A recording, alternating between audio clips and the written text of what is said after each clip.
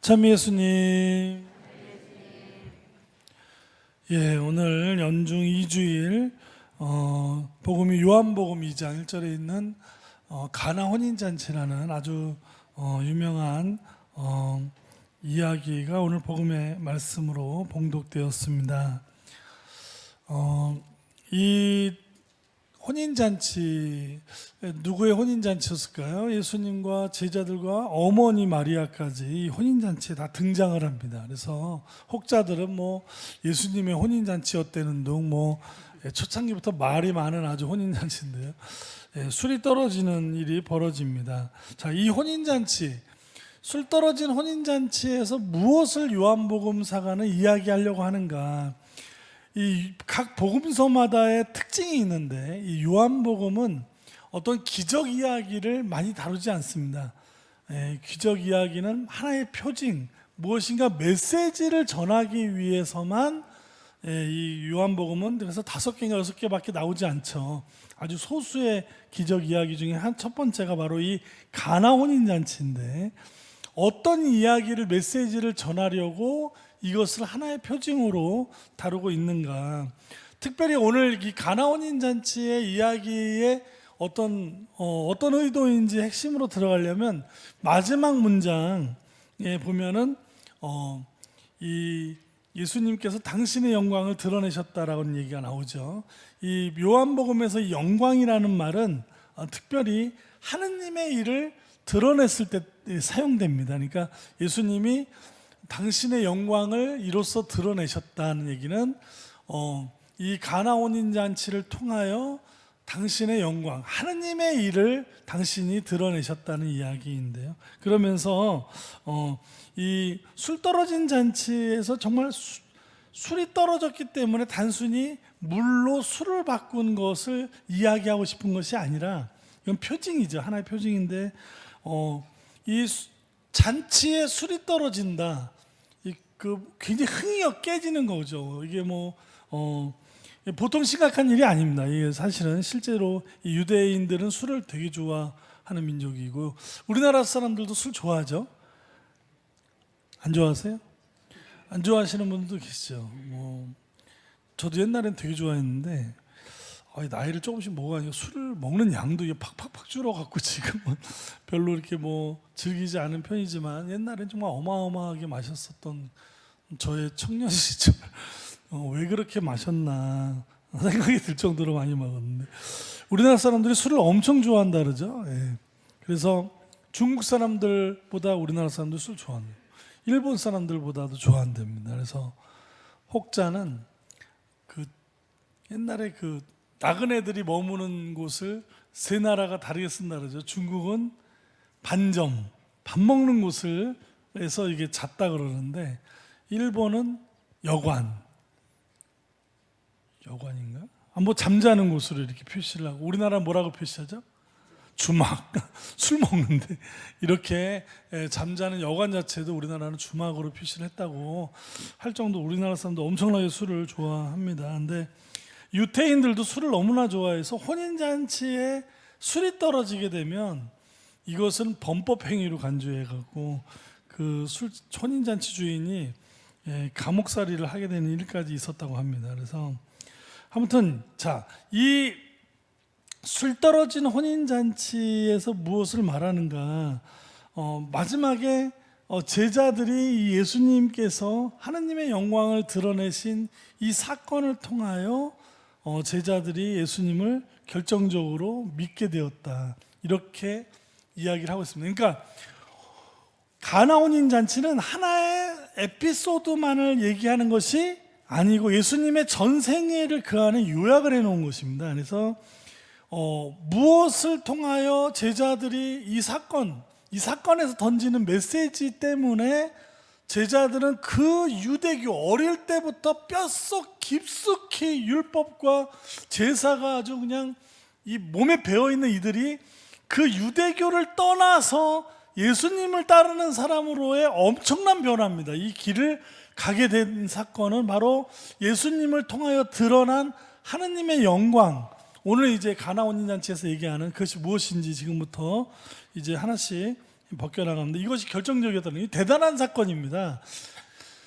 유대인들이 유대교를 버리고 예수님을 따랐다. 이거 엄청난 일이죠. 옛날에 모세를 따라서 그 광야 생활에 어떤 진짜 구원을 이라는 것에 믿음 하나 가지고 광야 생활을 견뎌내면서 복지하는 것 같죠. 또 누구죠? 아브라함도 하나님의 말씀 하나 믿고 그 자기 정든 고향을 떠나서 온 식솔들을 다 데리고 미지의 땅을 떠났죠. 또 어떤 사람도 있었습니까? 얼마 전에 성탄절에 별 하나 보고선 동방에서 정말 그 별 하나 보고 이 별이 어디로 갈지도 모르는 그 미지의 땅을 떠나서 결국 구세주를 만나러 갔던 그런 동방 박사들의 이야기처럼 이렇게 이 초대교회는 철저하게 유대인들, 이 예수님, 하나님 옛날 고대로부터 내려오는 지금도 유대인들 대단하죠. 신앙심이 엄청납니다. 그들 그런 사람들이 세상에 유대교를 놓고 예수님을 따랐다는 것은 이게 엄청난 사건이거든요. 이 사람들의 이 믿음 생활이 보통이 아니기 때문에 그렇게 우리는 이유가 닿기만 하면 우리는 냉담을 자랑처럼 얘기를 하지만 이 유대인들한테는 그런 일이 있을 수가 없는 사람들인데 세상에 무엇이 결국 오늘 마지막 복음의 마지막에 나오는 이야기처럼 무엇이 제자들로 하여금 초대교회로 하여금 그렇게 절실했던 유대교를 놓고 예수님을 따라가게 했는가. 자, 오늘 예수님의 어머니가 급하게 예수님한테 와서 포도주가 없구나. 술이 떨어졌다 말이죠. 혼인잔치에 술이 떨어졌다. 이 잔치의 기쁨을 나누는 행사에 늘 어느 민족이나 술이 있는데 이 술이 떨어지는 잔치란 얘기는 굉장히 따분하고 곤혹스러운 상황이 아닐 수가 없다는 것이죠. 그렇다면 이 술 떨어진 혼인잔치는 무엇을 상징하는가? 바로 따분하고 곤혹스러운 당시의 사람들의 삶을 상징합니다. 율법과 제사를 지키지 않으면 하나님한테 벌을 받는다는 그런 식으로 계속해서 사람들로 하여금 수많은 11조도 아주 그냥 세법으로 계속 만들고 이것저것 바치지 않으면 뭘 지키지 않으면 아주 벌을 받는 그런 무서운 하나님을 이야기하는 마태복음 23장 4절에 예수님께서 율법학자들을 아주 호되게 야단을 치시면서 뭐라 그러죠? 무겁고 힘든 짐을 사람들 어깨에다 지우고는 자기들은 손가락 하나 까딱하려 하지 않는다. 이런 얘기 기억나시죠? 이렇게 사람들로 하여금 아주 그냥 힘들게 만든 삶을 구조적으로 만들어 놓고 그렇게 살아야 했던 그 당시에 예수님 오시기 전에 이거 요한복음 1장에는 이것을 어둠으로 표현하고 있죠. 어둠 속에 있는 백성에게 예수님은 무엇으로 오셨다? 빛으로 오셨다. 이렇게 요한복음 1장에는 그 얘기가 나오는데 그 이야기가 2장에서는 실제 어떤 재미있는 에피소드를 통하여 이야기를 풀어내고 있습니다. 자, 어머니가 포도주가 없구나 하니까 예수님의 대사는 재밌죠. 뭐라고 얘기합니까? 여인이시여. 일단 여기서부터 너무 싸가지가 없어 보이죠. 여인이시여, 저에게 무엇을 바라십니까? 아직 저의 때가 오지 않았습니다. 자매님들이 큰아들 아니면 큰딸 시집 보내고 있는데 혼인잔치 하는데 술이 떨어져 둘째한테 얘야 술이 떨어졌구나 그러면 빨리 가서 사오라는 얘기인데 그 딱 하니 앉아갖고 여인이시여 저에게 무엇을 바라십니까? 아직 제 때가 오지 않았습니다. 이러면 어떻게 되죠? 귓방맹이 한 대 날아가기 딱 좋은 아니면 그냥 소리 지르기 딱 좋은 상황인데 이 여인이시여 이런 대사 자체가 이 이야기가 이야기로만 들어가는 게 안 된다는 이야기를 하는 겁니다. 요한복음에서 이 성모님을 여인이시여라고 얘기하는 장면이 두 장면이 있죠. 이 가나와 혼인잔치하고 또 뭐죠? 십자가 아래서 예수님이 여인이시여 바로 이 제자 요한이 당신의 아들입니다. 제자들을 이제는 내가 아니라 제자들이 바로 당신의 아들이라는 얘기를 할 때 이 여인이시여 여기 뭐를 얘기하는 거죠? 이 초대교회를 얘기하는 겁니다.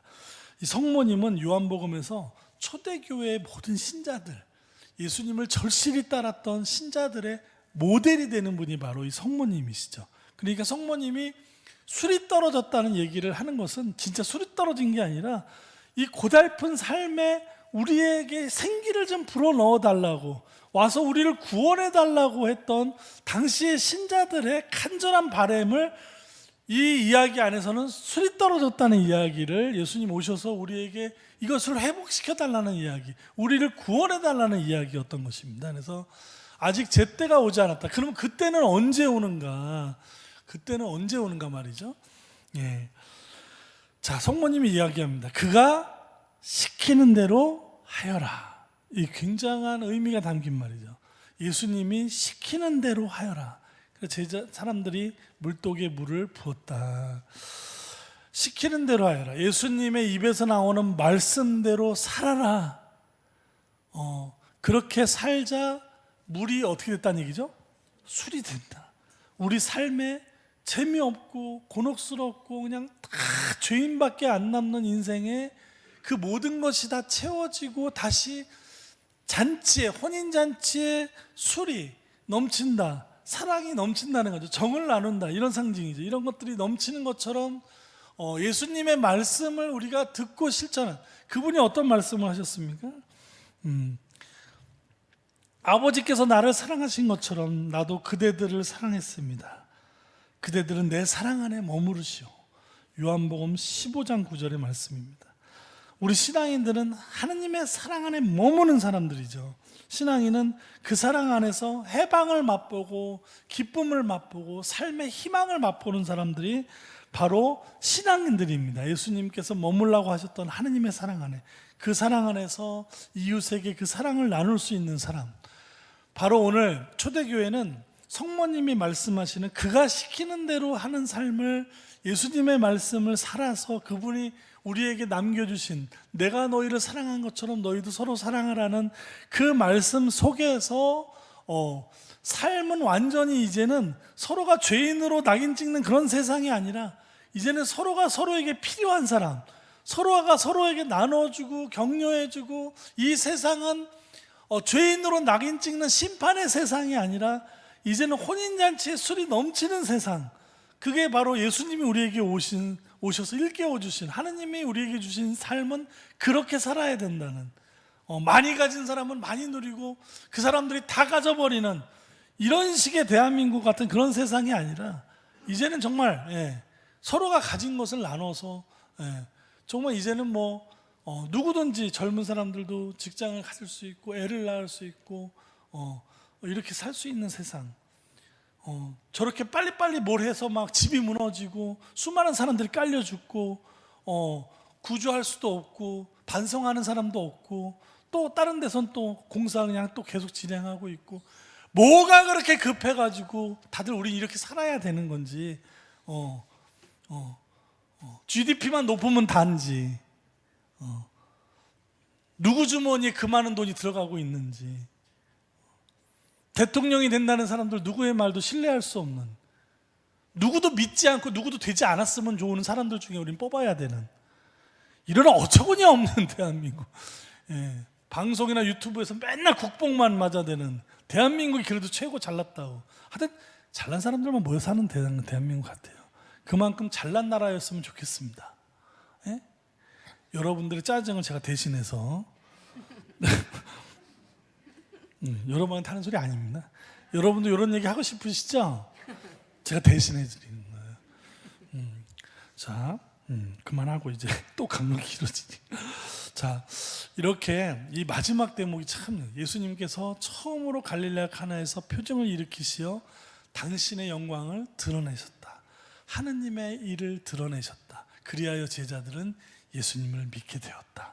이거는 이 사건을 두고 얘기하는 게 아니라 예수님의 삶을 겪고 난 다음에, 그분이 돌아가시고 부활하신 다음에 그분의 삶을 회상하면서 얻어낸 결론이고, 이 결론을 가지고 그들은 유대교를 떠나 이제 예수님을 통해서 하느님에게로 가는 교회가 만들어지는 시작이 되었습니다. 그래서 오늘 함께 묵상하고 싶은 옛날 노래입니다. 제가 신학생 때부터 들었던 게 아마 거기 성서 연수 때 내 주를 찬양, 정말 이 주님께서 베풀어 주신 세상은 누구 소수만을 위한 세상이 아니라 뭐 잘나고 똑똑하고 율법 잘 지키고 뭐 많은 그런 세상인데, 어떤 교회에서는 뭐 잘 사는 사람들이 하느님의 축복이라고 그렇게 얘기하는 거예요. 그런 거 아니고 모두를 위한 축복인 세상, 정말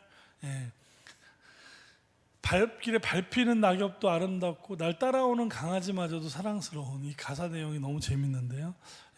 아주 신납니다. 이게 미사 시간에 아침에 쿵짝쿵짝하는 게 잘 안 어울릴 수도 있는데, 오늘 이 한 해 주님의 우리 삶의 모든 부분이 하느님의 축복임을 우리가 술이 넘치고 사랑이 넘치는 삶을 우리에게 주셨다는 사실을 우리가 좀 더 이제 마음의 여유를 갖고 지금 가진 것만으로도 감사하고 나눌 수 있는 마음으로 이 한 해 하루하루 이 시작하는 1월달 주님을 찬양하는 그런 하루, 그런 한 달, 그런 시작이었으면 좋겠습니다.